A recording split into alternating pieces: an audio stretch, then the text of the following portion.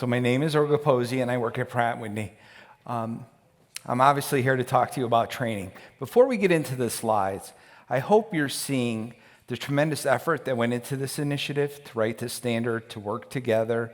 All the SMIGs you met and all the folks that you've bumped into today on the AESQ, they have full-time jobs, right? So we wake up early, we go to bed late, and we put a lot of energy into creating AS 13100.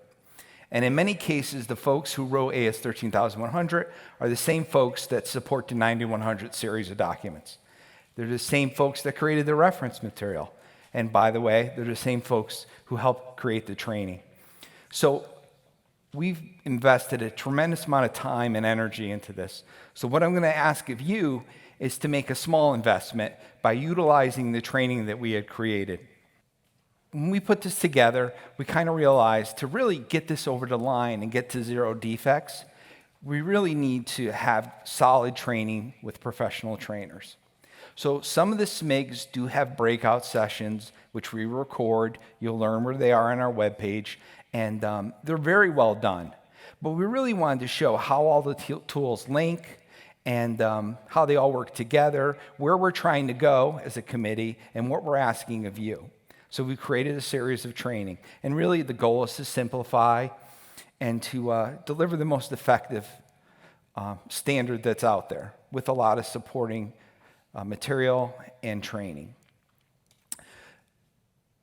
There is a small investment, but it really is small. The end goal is to really be proactive, right? Because we've been in this reactive loop forever, and we really can't live like that. You know, we talked about people flying, our warfighter, we owe it to them. And we owe it to the airframers. They get really agitated when we don't deliver an engine on time. An unknown fact, one of our engine programs, if we're late, they sell tickets on that airplane 6 months before they take delivery. They get really agitated if we're late. And we just can't live with these starts and stops. So to be successful, we really need to wrap everything in a bow with the training. So we try to minimize the training, minimize the impact to you, and make it scalable. So I'm starting to get ahead of myself. So there's different training courses, right? There's quality requirements course. This is really designed for the folks in your organization that are going to be the boots on the ground. They're going to work within the standard. They need to understand what's being asked of them. They'll probably be the ones that'll be focals during audits and assessments. So they need to have a good understanding of the requirements class, right? With that said, whoever's going to be your lead, your focal, we'd like them to take this class too. You know, it's really implied and mandated that they do. This isn't something we really want to go police. You know, we have better things to do, so we really want you to embrace it. You know your businesses better than anybody. You may have in your organization several folks that used a lot of these automotive tools in the past or used them in other industries. So it's really hard to capture words in a procedure that's scalable for the size of your company, for the discipline health of your company. So we created these. We'd really like you to embrace them and use them. Within our organization at Pratt, we had 250 seats to this. So we've used this training to disseminate it through the organization to get them to understand what the expectation is, what we're asking of you, and so they have a good understanding. The Quality Foundations class, this is for the practitioner, the person who's going to own it at your supplier, right? So in AS 13100, it says you need to send one person. The reality is we want you to send the number of people you need to be successful, right? And the most important takeaway too, this isn't a quality initiative. This isn't just a little bump in the road.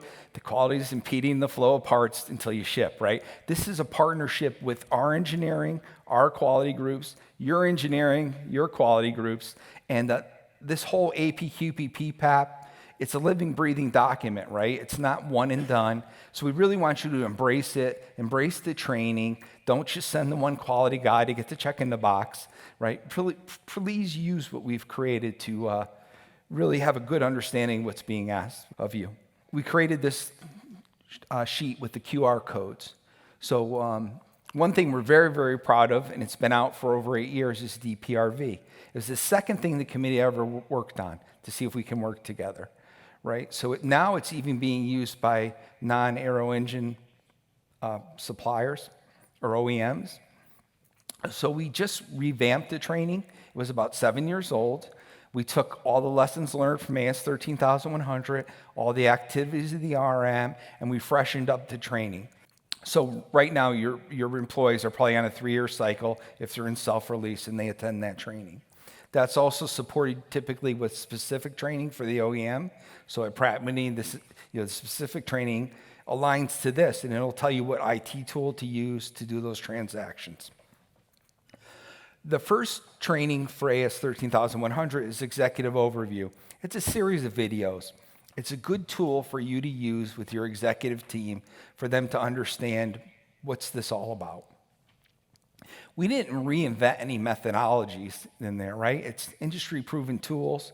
If you look at 9145, it's been out for about 7 years. It's about to go in ballot. 9100's been around for quite a while. It's just embracing those tools, but getting them to understand the linkage and how the tools link together.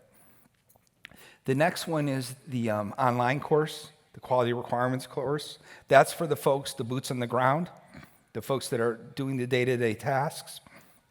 And then the foundations class, once again, is not just for quality, right? We like engineering to be involved, possibly procurement. That's really for the folks that are going to disseminate it through your organization. They're going to be responsible for the execution of AS 13100. So please don't just send one person. Use the training that's there. But you know your business needs. Me standing up here, I can't tell you what you need because you know the health of your organization, you know the size of your organization. So please take advantage of that. And I think there's one more slide. Before we get into this too, it might be the last slide, I'm getting ahead of myself, but there are other courses that the SAE has built, and at the very end, I'll talk about those. If you look at the numbers for the year to date, they're kind of a little flat, so it's a little disheartening or we're a little disappointed. We'd expect the numbers to be a little higher. The standard does say you have to send one person, or it does say you should be using the quality requirements class, but it's been, it started off strong, and then it's kind of fading out. So we really want to re-energize that. We really, truly believe it'll help you in your journey along with the other tools. In there, you'll learn about using the reference material. The instructors, they came out of our industry. In a lot of cases, they had full careers in aerospace. They worked for a lot of our companies. One of the trainers was the initial writer of 9145. So they're very well versed in what we do as OEMs and what the standard is asking of you. So please embrace the training. So the Quality Foundations class, this is the instructor-led one. I got ahead of myself again. This is the one where the live instructors are there. You get to have dialogue with them. You get to meet with some of your peers. It really is very well done, and it's a very big enabler for AS 13100. And like I said, you can see the number of participants, the number of suppliers. We estimate there's around 6,000 suppliers. So if only 632 attended, either this date is wrong or you guys aren't attending the class like we would expect you to. So there's the QR code for the training that the SAE has created. These aren't mandatory classes, but these are other resources that are made available to you.